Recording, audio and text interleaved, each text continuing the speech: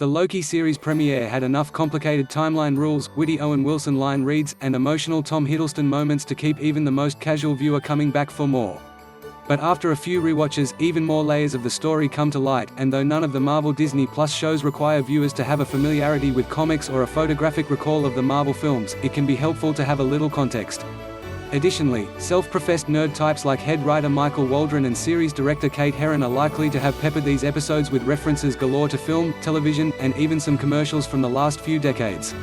In other words, I could keep you here all day, and we might never be able to get through all the show's Easter eggs. Don't worry about being completist though. Below, I've made an attempt to hit some highlights.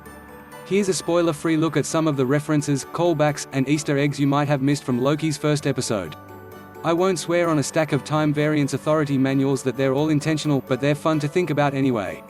Get Lost. Both Waldron and Herron have cited the sci-fi adventure series Lost as a favorite, so it's hard to watch Loki without being reminded of Lost's most accomplished liar, Ben Linus, Michael Emerson. It's an especially tempting comparison when Loki, like Ben, is spit out of a time-space jump into a desert where he's confronted by some confused locals. There are more classic references in the sci-fi adventure world of the TVA too. Hiddleston's Loki gets to engage with two iconic Harrison Ford films during his TVA intake.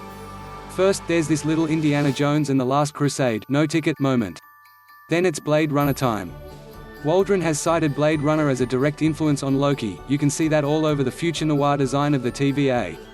The question of identity is also central to Blade Runner. Ford's character, Rick Deckard, is a replicant or android who's also hunting replicants. Sound familiar? That's right, as we learn in the premiere, Loki has been hired to hunt down another, more dangerous Loki. This plot is very reminiscent of an episode of Rick and Morty, a show that Waldron won an Emmy writing for, called Council of Ricks, in which the main character, Rick, has to track down a more dangerous version of himself. What's in a name? It's intriguing that when Loki is called up to his trial at TVA, the judge uses the name, Loki Laufeyson. That is technically his name. Loki is the son of the frost giant Laufey, and was adopted by Thor's father, Odin.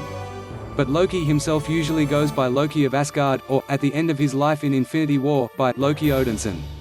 The name, Loki Laufeyson, was once used by Odin in a Dark World comic in order to shame and punish Loki.